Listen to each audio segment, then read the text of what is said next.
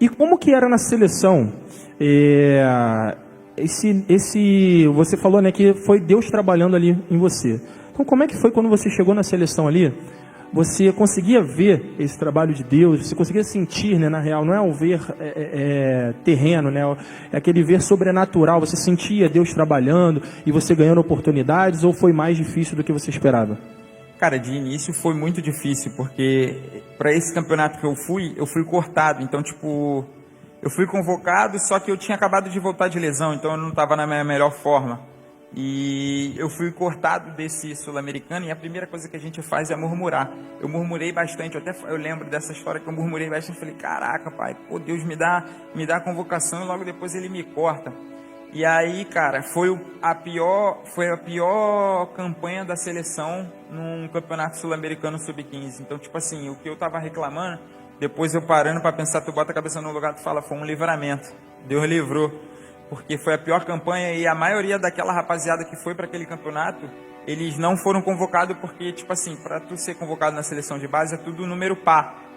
Geralmente é por número par, o 2000, 2002, o 2001 ele pode ser convocado para 2000 só, para antes. Então ele tem que ser absurdo de bom para ele ser convocado para a categoria do número par. E aí, cara, foi, tipo, extraordinário, porque depois tem eu sou convocado para a seleção sub-17, faço toda a preparação da sub-17, sou campeão sul-americano sub-17 com a seleção e disputo o mundial. E então, tipo, aquele livramento ali que eu reclamei no início, depois foi algo que me fez ser campeão sul-americano, sendo um dos destaques da seleção. E jogar um mundial, que é o sonho de qualquer um, jogar uma Copa do Mundo, independente que seja sub-17, sub-20. Acho que você representar o país numa Copa do Mundo é da mesma forma, e foi extraordinário. E assim, como é que eram os seus companheiros naquela época, né?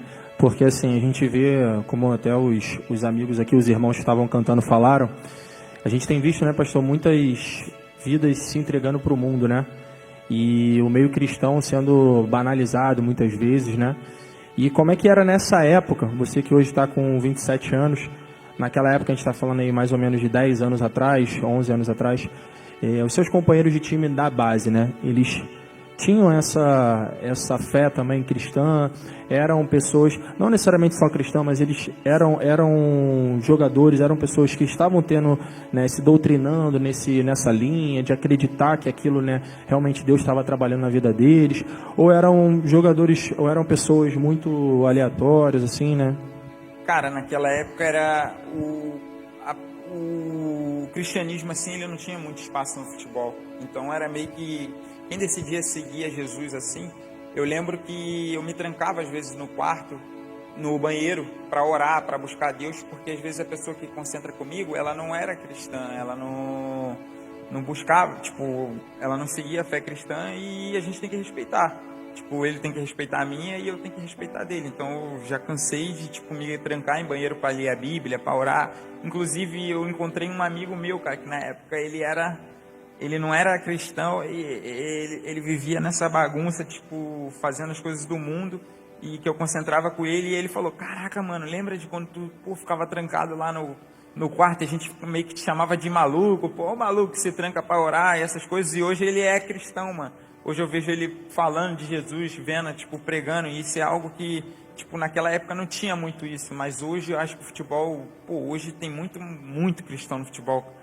Qualquer clube que você vai hoje tem célula de futebol, tem 10, de um grupo de 30 caras, pelo menos tem uns 10 cristãos ali que sempre fala de Deus, que tem a célula. Então, tipo, hoje eu acho que o futebol está muito mais aberto para ouvir a palavra, assim, sabe? Isso é legal. E qual foi, assim, o momento na sua carreira, na sua vida ali, que você mais sentiu a presença de Deus, além, né, desse momento que você evidenciou para a gente agora, que foi o momento que você aceitou Jesus? Cara, o momento que eu mais senti a presença de Deus foi quando eu decidi ir pro Coritiba. Porque foi algo que eu relutei muito. E foi só para contextualizar pro pessoal, foi logo depois do Vasco, correto? Isso, acaba o meu contrato com o Vasco. E aí eu tava No acertado. caso, nessa idade, tu já tava adulto já, né? Já tava adulto.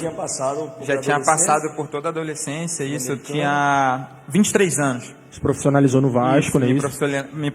Me profissionalizei no Vasco. Fiz 156 jogos no profissional do Vasco. Mas o momento que eu mais estava próximo de Deus, que eu vi mais Deus falar comigo, foi quando eu fui pro Coritiba, porque o Vasco ele queria renovar comigo mais 2 anos, tipo, de contrato, assim, na época. E eu que decidi meio que sair do Vasco na época. É claro também pelo momento que estava, pelo clima. E quando eu recebo a proposta do Coritiba, eu fiquei meio que relutando. E eu ia no culto e falava, Deus, tu deve ter alguma coisa, tipo, uma porta aberta, porque eu estava acertado com o Atlético Mineiro. E aí o Cuca, na época, falou que estava com problema pessoal, alegou problema pessoal e saiu. E aí meio que o negócio melou. E aí quando aparece Coritiba, eu meio que reluto, falo, pô, o Coritiba tinha acabado de subir da Série B para A. E aí eu vou num culto, cara, e Deus praticamente fala assim, vai pro Coritiba, porque é lá que eu vou ser contigo. E foi exatamente, cara, eu cheguei lá, a bola batia em mim e entrava, praticamente. Tipo, foi algo tão de Deus que Tava iluminado. Sabe aquela fase que tu tá assim, tá abençoado que... A gente estava comentando ali nos bastidores sobre gols, assistências, né? Nessa etapa de transformação ali no Coritiba, não é isso? Não, o Coritiba foi, tipo, onde eu vivi o meu auge e o melhor momento da minha vida, assim, de futebol.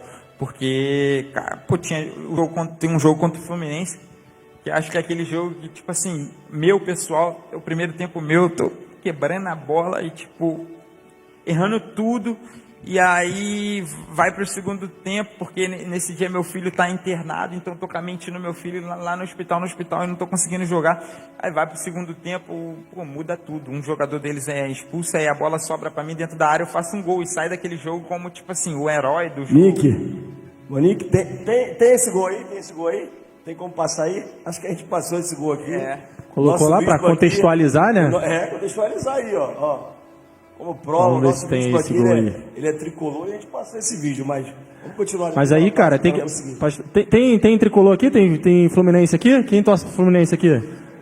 Tem, rapaz. Só tem o seu Galera, fica tranquilo, o Andrei vai cumprimentar vocês e vocês têm que cumprimentar o Andrei também, tá? Não vamos ter briga não, fica tranquilo. É só um gol de um momento só do Andrei, não é isso, Andrei? Não, com certeza, com certeza. Aí continua aí, enquanto o pessoal vai botando o golzinho ali do Andrei. E cara, ali no Coritiba eu vivi os melhores momentos esse 2022 foi o melhor momentos da minha vida, da minha carreira. E ali foi onde eu vi que Deus, tipo assim, verdadeiramente, quando a gente busca, quando a gente fala, quando a gente pede em oração, se a gente for fiel a Deus, Ele cumpre as promessas dele sobre as nossas vidas, sabe? Isso é muito legal, porque assim... a gente vê que independente do clube que você tá, você continuou buscando, você continuou, né, nessa situação. É esse gol aí? Não, esse daí aí o nosso goleiro ainda quer que faz.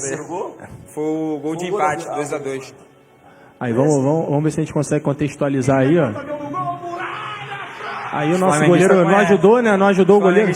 Aí, os flamenguistas conhecem esse... Abaixa um pouquinho aí para não ter aquele probleminha depois na plataforma, né? É sempre bom a gente prevenir isso aí. Deixa que a gente faz a narração, é melhor, né? Coloca aí não, meu goleiro. Aí, vamos narrar aí, né? Chega o Fluminense, olha a chance do Fluminense, olha o gol. Cadê a torcida do Fluminense aí, ó? Tá ligado? Ih, tá todo mundo dormindo, pastor. Ligado aí, hein, gente? E bateram 50 palmas. O tá ligado é uma só. O tá ligado? Tá ligado? Aí, é uma só.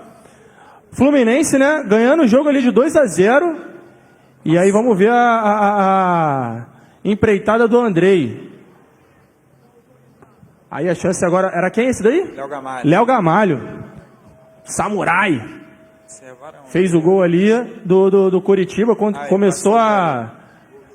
Volta um pouco. Volta um pouquinho ali agora. Vai narrar. Aí, ó, deixa aí. Bota no a torcida do Coritiba vai à loucura. Olha agora a chance do Coritiba. A bola sobrada pro André, olha o chute. Gol! Cadê a rapaziada aí, ó? Palmas pro André aí agora, né? Golaço do Andrei! Andrei Ramos, o craque do Coritiba. Nesse momento estava iluminado. Não, agora preste atenção do que ele faz Olha, depois. a bola isso só que- tinha um lugar por para isso ir, que eu- pastor. Por isso que eu pedi para que viesse, para que... Não, no gol dele, mano. Volta no gol dele. Volta lá no gol do... Depois do Andrei. gol, o gesto que ele faz. Não é nesse? Deixa aí. Volta um pouquinho aí, ó. Volta um pouquinho ali na comemoração. Aí, ó.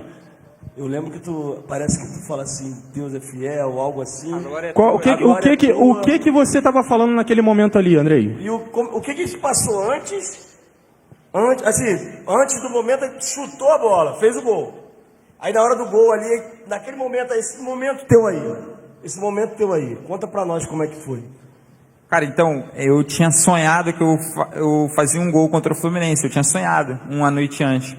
E aí o Fluminense faz 2-0 na gente, tá amassando. E aí eu vou pro vestiário e falei assim, Deus, eu não sou capaz. Eu não sei como eu vou fazer um gol aqui hoje, porque a gente tá sendo amassado. Eu não tô vendo uma chance aqui. E tipo, eu acho que se esse gol for sonho de Deus mesmo, me dá uma chance, me coloca no lugar certo e na hora certa.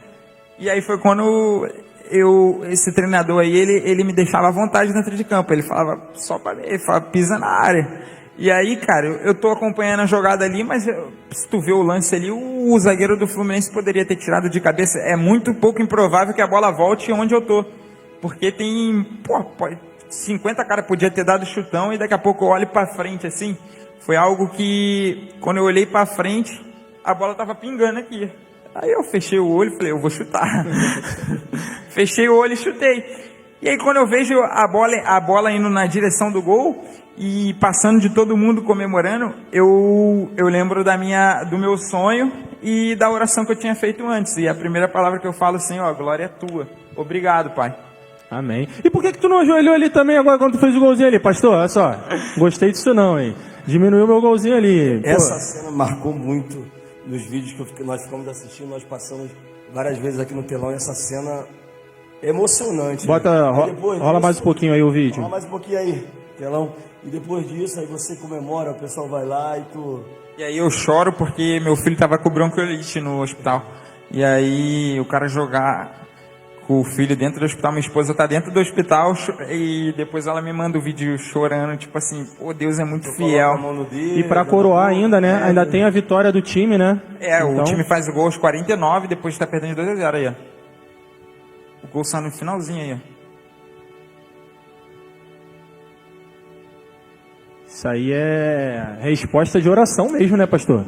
E esse gol, cara, toda a minha passagem do Coritiba, onde eu vou lá em Coritiba, todo mundo fala desse jogo. Foi um jogo que ficou marcado porque o Coritiba tava na Série B, jogando a Série A, e tu vê aí o estádio tá lotado, tá fechado o Couto Pereira, devia ter 30 mil pessoas aí. Tipo, se tu perguntar para torcedor Coritiba dos últimos 5 anos aí, um jogo marcante para eles vão citar esse jogo aí contra o Fluminense. Isso é legal pra caramba porque, assim, como vocês estão vendo aí, pessoal, a gente fala muito sobre, né, contar história, e isso é testemunho, né, pastor? Porque, assim, foi motivo de oração que determinou num gol, que determinou numa vitória, né, e que engrandeceu o nome de Jesus no final da situação do gol, né.